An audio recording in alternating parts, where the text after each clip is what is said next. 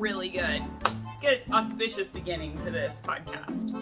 Hello, everyone, and welcome to episode 140 of the This Old Knit podcast. I am your host, Nina, otherwise known as Ine on Ravelry, Instagram, Pinterest, Goodreads, Airtable. You can find show notes for this episode and some previous episodes in the down bar of the YouTube episode. And if you have any questions, you can certainly send me a DM on Instagram. That's probably the best way to get a hold of me. And I will, let you know if there's something that I didn't remember to tag and you have a burning question about it. So I think it's been 2 weeks since I podcast last. I recorded an episode while my mom was here visiting, and yeah, she left about 2 weeks ago, so that makes sense. Yeah, this is probably going to be a short episode. I'm trying to fit it in on my lunch break, which really is just the space between meetings on my calendar. So I have about 45 minutes to record this episode, so it can't be longer than that. I don't have a ton of knitting content for this week. I've been pretty monogamously knitting on just a few things, and I've done a little bit of stitching as well. So let's go ahead and get into it. So the elephant in the room, just to start off, is a finished object, and this is my only finished object for this week, but it's been one that has been sitting on the needles for a really long time. And this is my Penny Candy tee. It is a pattern by JenJoyce Designs, I believe. It is a really, really long pattern, but it kind of holds your hand quite a bit through the process. It's knit bottom up, and then you knit the little sleeve caps. Then you're kind of going up and then knitting this neckline, but this neckline, the lace pattern, you don't have perfect matching up because you're also continuing your raglan decreases.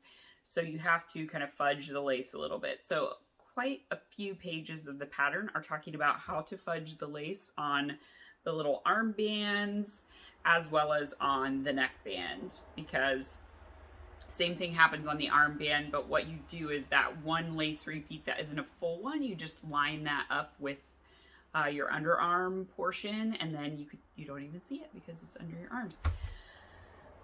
So I will stand up so that you can see it. So here it is. Obviously it's short sleeved. I have on a cami with like lace bottom, so there's a little bit of lace on lace going on there. I knit this out of 3 colors of Voolenvine yarns, which for those who are returning viewers, you've probably heard a million times, but one more time for the people in the back. The black color is Grimm. All of these are on her Blitzed base, which is her discontinued sparkle base. So Grimm is the black. The white and green speckly variegated color is called Paranormal, and the purple is Black Pearl, and that is on her Narwhal base, which is also a discontinued base, so it really doesn't matter, does it? That one has silk, so I think it's BFL or merino and silk and nylon. It has a really nice sheen to it, so it's kind of a pearly, light purple color. The Paranormal was a Halloween colorway one year, and I kind of had them laying in my stash together. I really liked them, so I put them together. I love how this tee turned out. I would not change anything about it. I lengthened it in the body for my size. That's pretty common for me to do because I have a very long torso and short legs. So yeah. Other than that, I did change something else too. I worked extra repeats, but the pattern, again, walks you through all of that. So it says if you want higher neckline, you can work more repeats, but then you have to think about your neck opening. But I wanted it so that it wasn't going to gap out and show bra straps. So I really love where it sits. And the other thing I did I do? Yes, I did do the I-cord bind off. So it is an I-cord bind off, which just gives it a little more rigidity. And that's kind of nice, but it's a little bit of stretch because you're adding some stitches to it. So it's not like if I were doing a normal traditional bind off with, you know, just knit one and pass the slip stitch or pass the knit stitch over. That bind off is a little bit tighter. Yeah, I think that's all of my modifications, but I'm very excited to wear it for the summertime. I'm glad that I finally finished it. I was inspired to do so by Tommy, who's Dynamite Trujillo from the Moonstone Makes podcast. She had a Fin Fix Frog make along that is now wrapped up in April. And yeah, so I finished this. I fixed one of my So Faded sweaters to make it longer, and I feel like I finished another thing too. I ripped out a bunch of stuff, so I frogged a bunch of things, so it's good inspiration to do that as well. So yeah, that is my one and only finished object, but hey, it's a sweater, so come on. The last 3 podcasts in a row, I think I've had finished sweaters to show. So yeah, it is good to get some stuff off the needles. So then for whips, I have 1 knitting whip and 1 cross stitch whip. So my knitting whip is a new cast on. This is the Stripes tee by Andrea Mowry. It's not a tee, Stripes sweater by Andrea Mowry. It is a top-down circular yoke sweater pattern. I was inspired to cast this on by the book box that I got from Plies and Hellhounds that was Six of Crows themed. I think I shared it the podcast before last. So this color, this light blue, and this color, this more navy blue, were both in that book box. So this colorway is No Mourners, the darker one is No Funerals. And then I bought a couple of more skeins from her shop to go with them. No, it's just a little fuzz. Okay. So I'm going to bring it closer so you can see. So this one is Like My Cold Dead Heart, and this one is Crow Moon. So for anyone who has read the Six of Crows duology, you'll know why those kind of all fit in the theme. I'm also using my stitch markers from Fangirl Fibers that I got in that book box. So this one says No Mourners, No Funerals. This one is the little cup of wine with a crow. And then I have the crow skull there. And then I also am using my Progress Keeper from Charmed and Dangerous, which was my Halloween stitch marker / Progress Keeper club, and it's a little gravestone. So we're all on theme here, boys and girls. But because it's the only thing I'm knitting, I'm really far on it. So I'm almost done with waist decreases. I did add some waist shaping to it just because going from here to here is a pretty significant amount of difference. If I don't add it, then it kind of just hangs. So it just gives it that nice little bit of cinch in. I'm working them every 10 rounds, really every 11. There's 10 full rows in between. The other thing I'm doing that's new for me on this sweater is I'm doing the jogless striping method, which Andrea Mowry put in the pattern. I've never done it before, and frankly, now that I've done it, I feel kind of stupid that I've not done it. It would have been great on this one because I did not do it, and you can see it. I mean, obviously not, unless you get really close up. But, yeah, you can see that line. Which, whatever, I don't care. This also hasn't been blocked, so Hello. As Caroline says, it's the boot shot. Uh, from Dundernit. Or Caroline, who is Dundernit. Yeah. Boy. Punchy, Nina. Punchy. So yeah, what else is there to say? It's a striped sweater. I had got down to the sleeve separation and I started separating the sleeves. I got both sleeves separated and then I had like 40 extra stitches on the back, and I realized when I had gone to rip out a color, because I also was adding in waffles, again, 6 of Crows, would have been really good, but it did not look good. It was like a light waffly color, and it just looked wrong with this color palette. It needs to stay with these sort of jewel tones. It was weird. So I ripped it back, but then in my brain, I thought I needed to work another set of increases. However, where I'd added that first stripe, I was already done with increases. I didn't need to do another set. So I did another set, so that gave me a lot of extra stitches. So anyway, I worked like that much of a sweater with 40 extra stitches. So working it again took me less time and obviously less yarn, but frustrating because I feel like once you get to the sleeve separation, you're working like so many fewer stitches and it just feels like you're on the home stretch. So anyway, yeah, if I were to hold it up to me, you can see that I'm almost to the,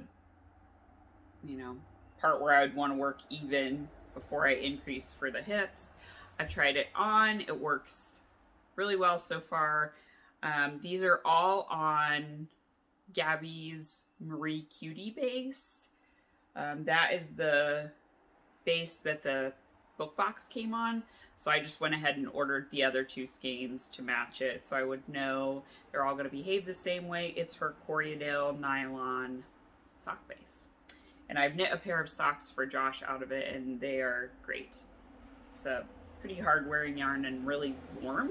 So I think this is going to be a nice, warm, cozy sweater for fall, winter, even early spring. It's just now starting to get to where we can have the windows open all the time. And even at night, it's still getting down into the 40s.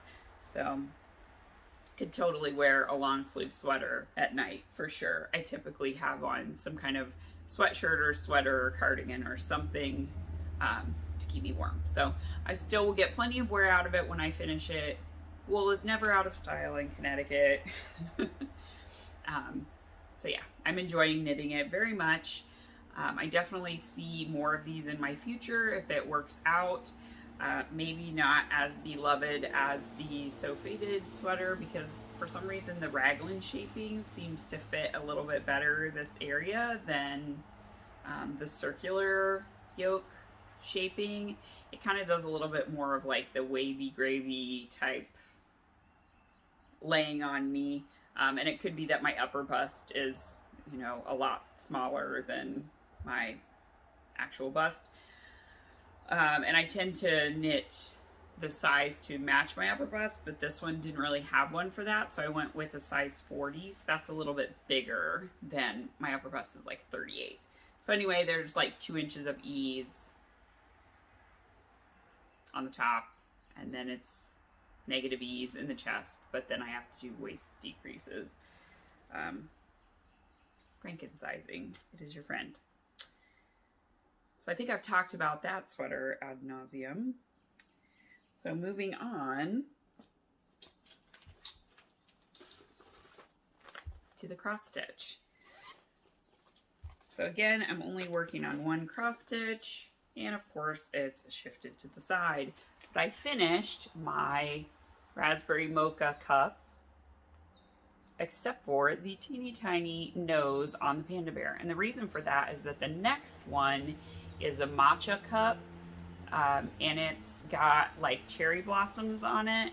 The cherry blossoms are the pink of the nose, and that was the 1 square of that pink. So what I'm going to do is I'm going to work the cherry blossoms and use that little bit of leftover thread to go back and do the nose. that's April's clue. May's clue is coming out pretty soon, so I'd like to at least get the cup done. And then I do still need to go back and put the Cozy Cafe up on the top, because there was lettering here, but it was all in this dark gray, and I kind of wanted to do some colors, so I'm going to move over to here. There are no rules. It's my cross stitch. I can do what I want. And now you get the leaf lighting. I've missed the leaf lighting. I love winter and fall, but I do miss the green leaf lighting. It's really nice in my fishbowl craft room. So that is my cross stitch, and that is it. That's what I've been working on. I've needed to have something very mindless. I think after I finished this sweater and the bloom tee, I wanted something that I didn't have to have charts for, because I've been enjoying reading and kind of zoning out, and when I'm reading, I really do zone out. Like, I can tune out the world. But I can also do just stockinette and not really pay attention. So that's perfect. The stripes sweater is perfect. In terms of next projects, I do have 2 things lined up that I will be casting on once I finish the striped sweater. So one is this cardigan, which is called Peony, and it's by Anna Johanna. So it is a it's got a button front. Let's see if I got a picture of the front of it in this pattern. But the cool thing about it is that sideways cable. So you work the top side to side, like sleeve to sleeve. And it has that beautiful thick cable all along the sleeve. Yeah, there isn't really anything, but it's just, you know, it's a straight button placket. It's very plain on the front. But then you pick up stitches, so it goes kind of like this. It looks almost like a bolero. You pick up stitches and work your way down, and I believe that all of the bottom part is brioche. Yeah, the body is worked in brioche. So that will be nice and fun. It's going to be one color brioche, and I'm going to knit it all in this. So this is from my stash. This is Lavender Loon Yarn Company in the Rumor colorway. This calls for a sport rate, and this is a sport. I've shared this on a previous podcast, but Sam had a sale on her sport weight base, everything that was in stock, because I don't know, maybe she wasn't selling as much of it. But I think it'll be perfect, and it'll match like a million things, because I have a lot of stuff that's kind of, you know, this sort of color palette. I think that's going to be a really pretty, it's kind of a relaxed cardigan. It's got an A-line, but more dressed up because of that nice, beautiful cable and then nice brioche. And then I'm thinking maybe some wooden buttons to go with it. Or I also have some gray ones that are kind of a shell button from my Aunt Lynn's button stash. She had a big bag of them with like 20 buttons in it. And they're all this like gray shell. So I think that would also be really pretty with this. So that's what is going to be one of my next projects. I'll probably cast on a couple of things because I've cleared lots of needles. So I think it'd be fine to have a cardigan and a pullover on the needles, because this is going to be a little more complicated. And then I'll also have just a plain stockinette pattern as well. At least this portion will be complicated, the bolero part, and then the body being in brioche should be really easy, because brioche is really, really straightforward. It's not hard. So that's my first plan. My second plan came from, I went through and re-skeined a lot of yarn that I had caked up for projects, and I never ended up casting the projects on. And just for storage, I find that having things in skeins is much easier than having them in cakes, because cakes, they tend to not stack very nicely. They kind of do this, and if they fall off, Ada thinks that they are balls for her to play with. So all of my Voolenvine, for the most part, is now in skeins. I have a couple more that I need to do, but I'm just doing them by hand with my Swift, so they take a little bit of time. So I can probably do like 3 and then I'm kind of sick of it. I'm over it because I'm sitting there hand turning it. Yeah, it's just not fun. So yeah, I've got 1, 2, 3,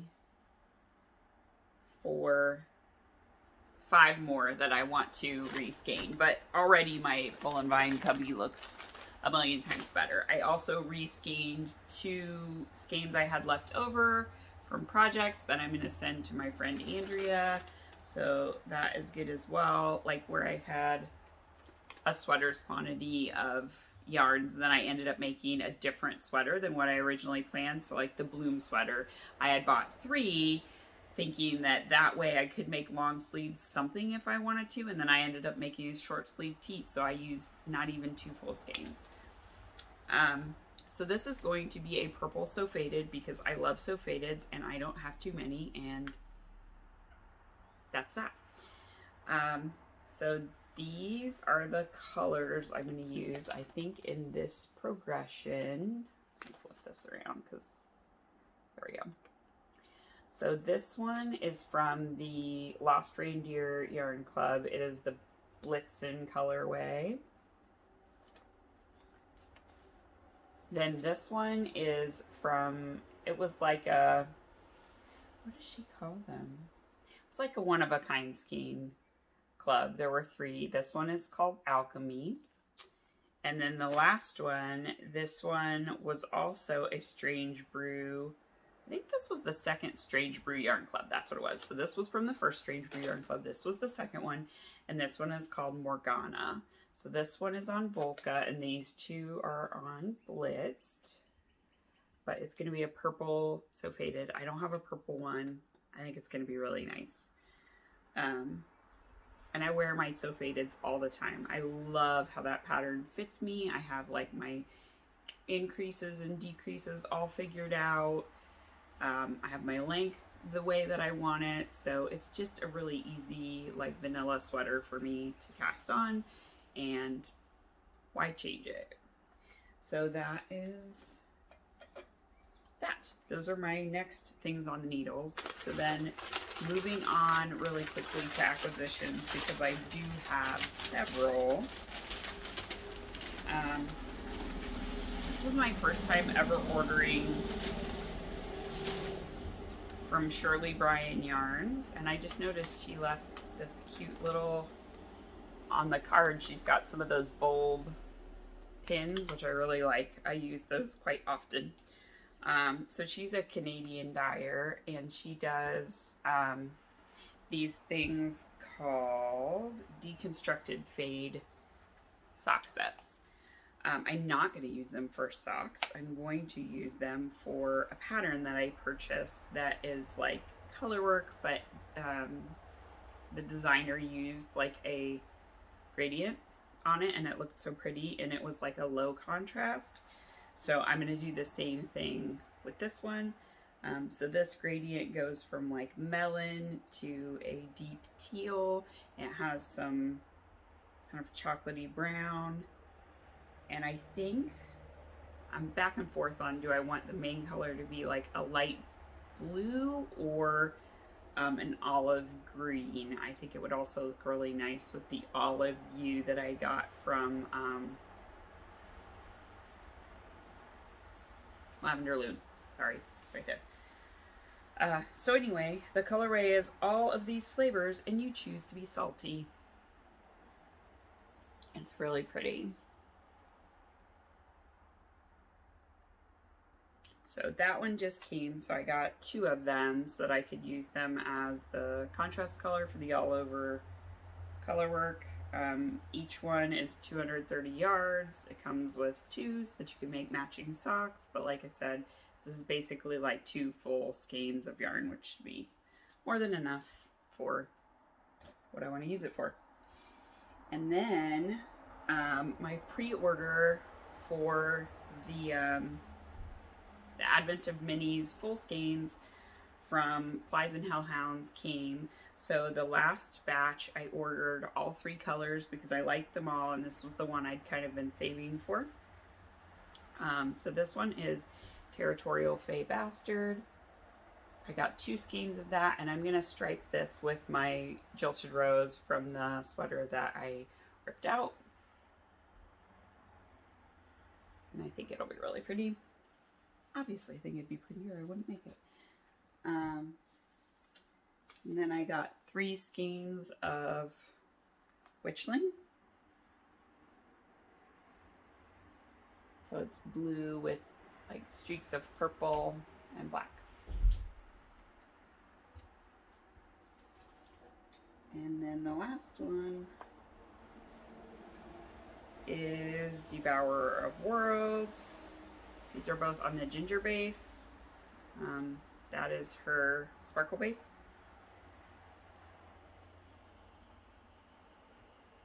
Because I begged Gabby to make it on sparkle for me, and she happened to have some left from her stock for Connecticut Sheep and Wool, so she was able to do that for me. And she surprised me with putting Witchling on it as well. So thank you, Gabby. And then the other one, I think, is on Isaac. Yeah. So this one's on the Isaac base, which is the Superwash Woolworth. And that's the same that I knit my Hinterland sweater out of. So I really love that base too. So anyway, yeah, it's a Plies and Hellhounds episode today. Random acquisition. I got this little pouch. Can you even? I got it from Michael's, but it's got a pocket here in the front, and then it also opens up along the top. So I'm thinking it's going to be for cross stitch notions, because I could keep like the needles and scissors in there, and then keep the threads in the main pocket. And then it's got like a thing so you can put it on a journal. There was a journal that was like this too, but I didn't get it. I just got the notions pouch. So yeah, that is all my acquisitions. And then in terms of books I have read recently, I read the Aurora trilogy, but the 3rd one's not out. So I read Aurora Rising and Aurora Burning. They were so good. So good. Highly recommend. And I went ahead and got the same trilogy, or another trilogy by the same authors. So I'm excited to read those. It starts with Illumina just sitting over there waiting for me to read it. I read East by Edith Patu, and I'm reading West now. They're like a novel adaptation of East of the Sun, West of the Moon. They're also very good. And I read Red, White, and Royal Blue, which was so adorable. So freaking cute. Love it. So yeah, I think that's all I have to share right now. We're at about 30 minutes, so I still have time to go and get a drink before my meeting. So thank you all for joining me. And until next time, I hope you get time to do the things that you love, and I will talk to you soon. Okay, bye.